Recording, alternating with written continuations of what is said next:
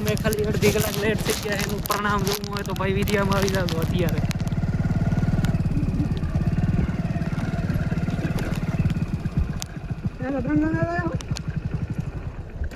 ડાઘાને phone કરો ડાઘાને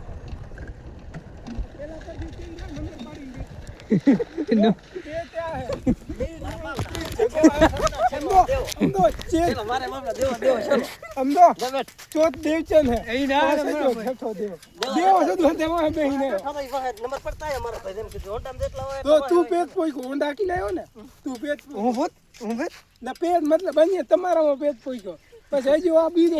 ઉતરી ગયો